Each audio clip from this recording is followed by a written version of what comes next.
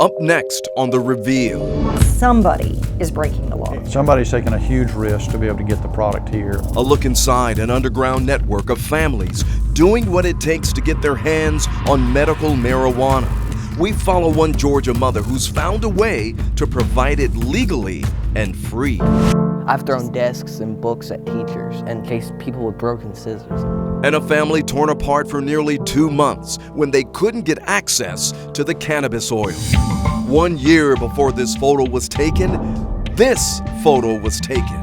I'm terrified that, first of all, that he was around him. I'm shocked that the Terrebonne Parish would allow this to happen. Parents are outraged to learn their daughter's coach is an accused child sex trafficker. The Reveal begins now.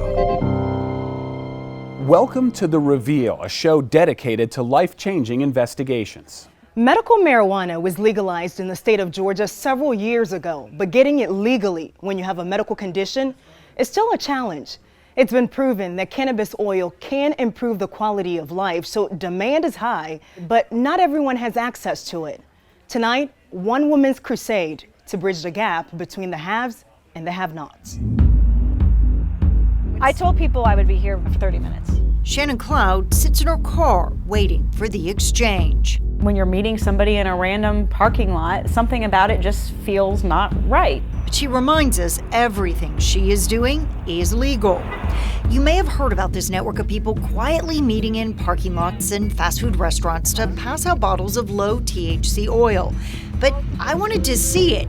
We have an inventory tab. So Cloud let us spend a few days tagging along. It's very tough. We get desperate messages from people who are frustrated, they're upset, they've got this card, they finally got a doctor to sign for them, and then they say, where do I turn? What do I do? How do I get the medicine? This seems to be helping. We met wives. This is the only thing that works. Husbands and mothers who say the cannabis oil changed their loved one's life. We finally don't have open wounds on our arms.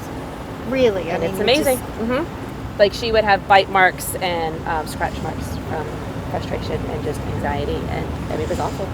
By law, Cloud can't possess more than 20 fluid ounces, so she can only pass out the oil to a few patients at a time. But there's definitely a time commitment involved in this. Oh yeah, it definitely has taken a lot of time. Which is one reason why a few months ago Cloud decided to quit her job. Whoa. Gosh, oh my goodness. And instead put countless miles on her car passing out oil for free. For us, it really is about just doing the right thing for all patients that need this. For Cloud, her first patient is her own 13-year-old daughter. Open. Squirt. Squirt. Before Eleni even gets on the school bus, Cloud is taking calls. Great. Why don't you give me a call or text me when you get done with your doctor's appointment? She is texting patients. I just got a message from somebody who is a hospice patient. Answering emails and figuring out her deliveries for the day. There was one day when I had to meet a bunch of people, and I drove like 95 miles that day. More than 5,000 people now have a medical card through the Department of Public Health. The leading conditions are seizures, cancer, and peripheral neuropathy, a type of nerve damage that can cause severe pain in your hands and feet. A week and a half ago, he had such horrible neuropathic pain that he was screaming for almost 24 hours. I'm Rebecca. With every caregiver I met, I asked the same question. If you didn't have this option, if she weren't willing to sit in a parking lot, what do you think you'd do? What would your choices be? Well, we haven't got any choices.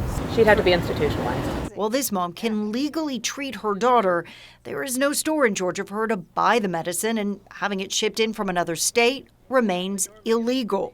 It's just preposterous. This isn't illegal. This is completely legal.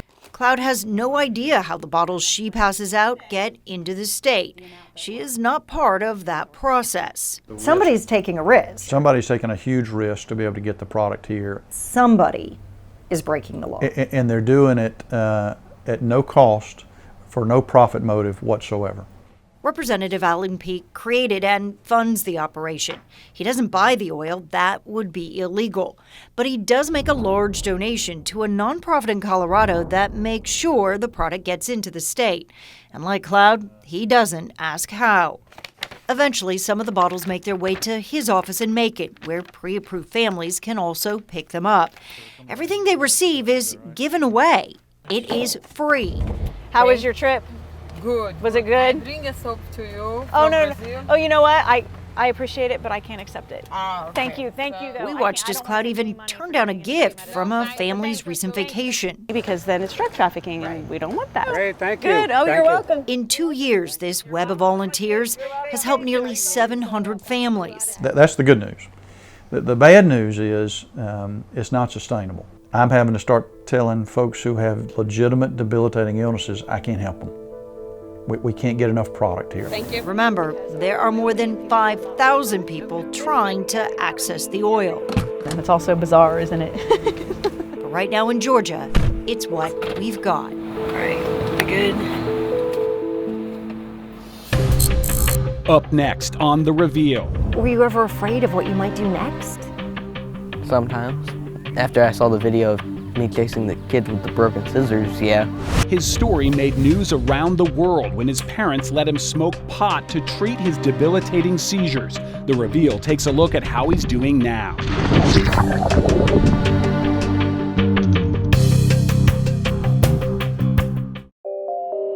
If you have a news tip or a comment on one of our investigations, email us at thereveal@11alive.com.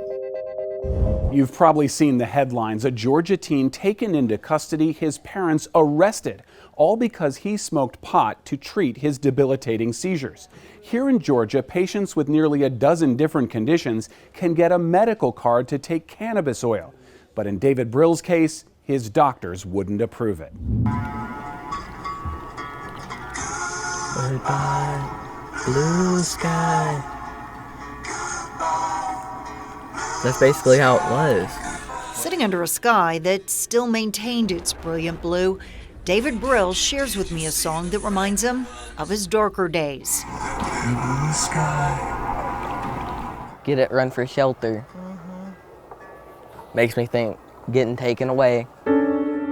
Brill spent more than 2 months in DFAC's custody, and the sheriff arrested his parents after learning they had let him smoke marijuana to treat his seizures. He vividly remembers the first day he tried it. How did it feel?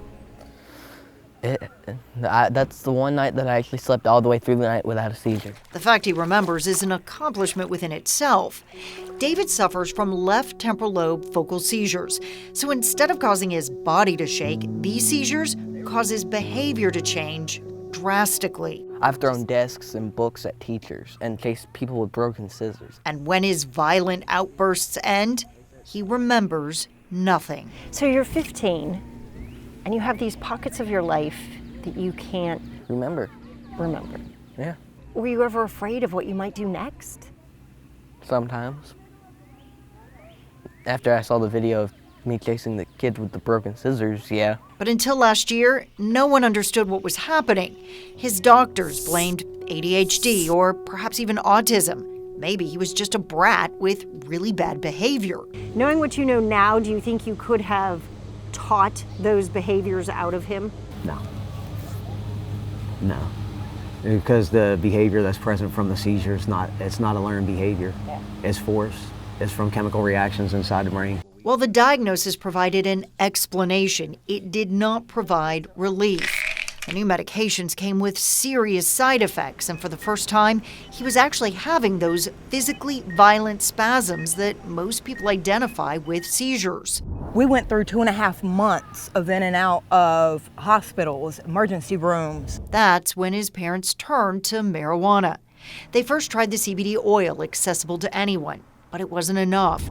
So they tried to get a medical card to access something stronger. Couldn't find nobody. Everybody was, oh no, he's a minor, we can't. So frustrated and desperate, they say they bought what they could, pot, and they say it worked. Brill went 71 days without a seizure before DFACs found out and made him stop.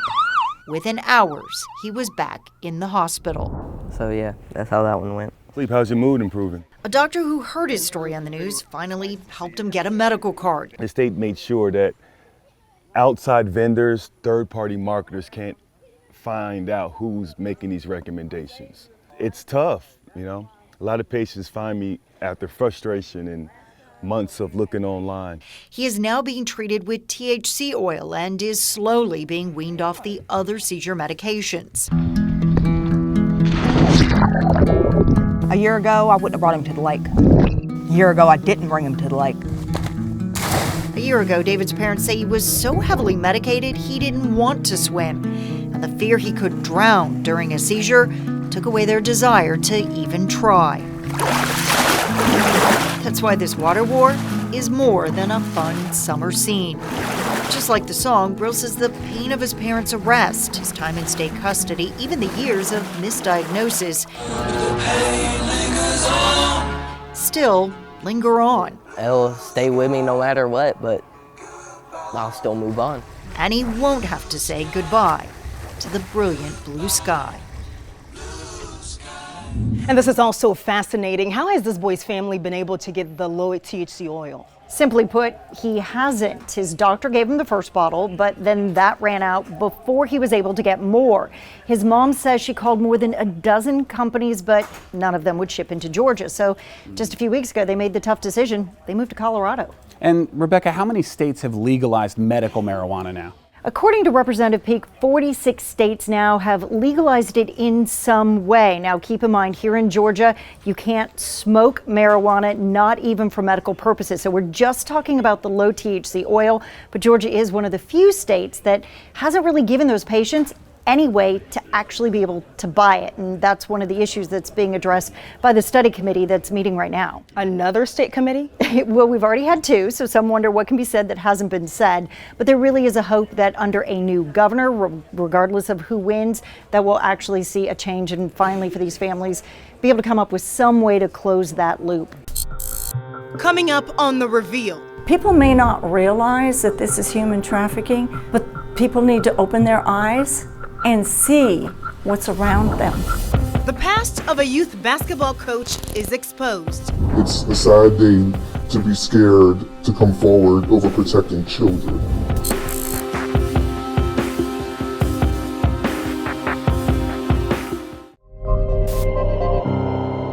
Shock and disbelief, two words that describe the reaction of parents after learning their daughter's youth basketball coach is an alleged sex trafficker. And this coach may have gone unnoticed had his past not been uncovered by our investigative team in New Orleans. It was a proud moment last March when these 7- and 8-year-old girls showed off their championship plaques from the Biddy Basketball National Tournament in Slidell. Standing next to the girls is Darian Williams. The only adult in the photo, he brags on Facebook about developing players and writes, "It was a great season with the players and the parents." But some parents say he never should have been with those girls to begin with. I'm terrified that, first of all, that he was around them, and then I'm shocked that the Terrebonne Parish would allow this to happen. 1 year before this photo was taken, a mugshot of Darian Williams, arrested in February 2017 and charged with child sex trafficking and carnal knowledge of a juvenile. Investigators say he picked up a 16-year-old girl in Mississippi and took her to his house here on Homa's east side. They connected through the social media site Kik. Human trafficking expert Diane Amos says it's popular with young people. So the kids may do it innocently and not know who they're really connecting with, because they can put anything on social media. According to Terrebonne Parish Sheriff's records, the girl had run away from home, but was able to call her mother and tell her she was in danger. Sheriff's deputies found her with Williams at his house, where the girl alleged Williams forced her to have sex with him as payment for the ride, and told her she would then have sex with his clients because now she belonged to him. People may not realize that this is human trafficking, but people need to open their eyes and see what's around them. Williams was released on bond and is scheduled to stand trial in Homa in September. Williams was a well-known girls coach in AAU and in public recreation leagues. Terrebonne Parish manager Mike Toops said Terrebonne Parish Recreation, or TPR, also moved quickly to ban Williams from coaching. In February of last year, we contacted his father, who was a volunteer coach, Mr. Ryan Williams. We met with him and we told him his son would not be able to be involved in any aspect of any coaching for TPR. But we found evidence suggesting Williams had been allowed to coach young girls all season, including the parish's all-star team. Every time we've been around the teams he's been around. The district says it was a Facebook post of the championship photo that brought Williams' involvement to its attention. Doesn't that indicate that he was involved for the whole season? It would seem to indicate that, but from our investigation, we believe this is isolated incidents. But photos and video we gathered tell a different story. Here is Williams watching a 7- and 8-year-old girls' game in Terrio on December 30th. And here he is on the bench during a tournament game in Harahan on March 3rd, and handing out regional championship medals to the girls. This man, Sterling Washington, is the parish recreation director. He told me on the phone last week that he was not aware of Williams coaching this past season until we called. This photo of coaches evaluating players for the parish all-star teams was taken January 22nd, almost a year after the parish banned Williams. And yet, there is Williams, and there, just a few feet away, is Sterling Washington, the parish recreation director. He should be fully aware that Mr. Williams is there. You are right. It's the first time I see this picture, so that's the only thing I can say is it looks like there is some improprieties. All right, this is the house where Darian Williams allegedly took the girl. We tried to talk to Darian Williams. We also tried to get an interview with Sterling Washington. He wasn't at work in the morning. Oh, hey, is Sterling Washington here? No, he's not here. Or in the afternoon. This mother of a girl who plays basketball in Terrebonne wants the parish to take strong action. I think that we need to have a clean house of TPO and just start over because they're all friends and they're all connected. About 12 hours after our report was published online, Washington handed in his resignation. It's a sad day to be scared to come forward over protecting children. There have been several developments since our investigator David Hammer first filed that report. David joins us now with an update. When anonymous parents brought us this story, they said they were afraid of retribution from Terrebonne Parish Recreation. But when we got involved, the parish government acted swiftly. Terrebonne Parish President Gordon Dove credited our report for inspiring a complete overhaul of the Recreation Department. All employees, volunteers, and game officials must now wear badges at all athletic events, and they can't get them until they pass a nationwide criminal background check. The parish also set up its first online system for parents to report misconduct anonymously. If you have a news tip or a comment on one of our investigations, email us at thereveal@11alive.com.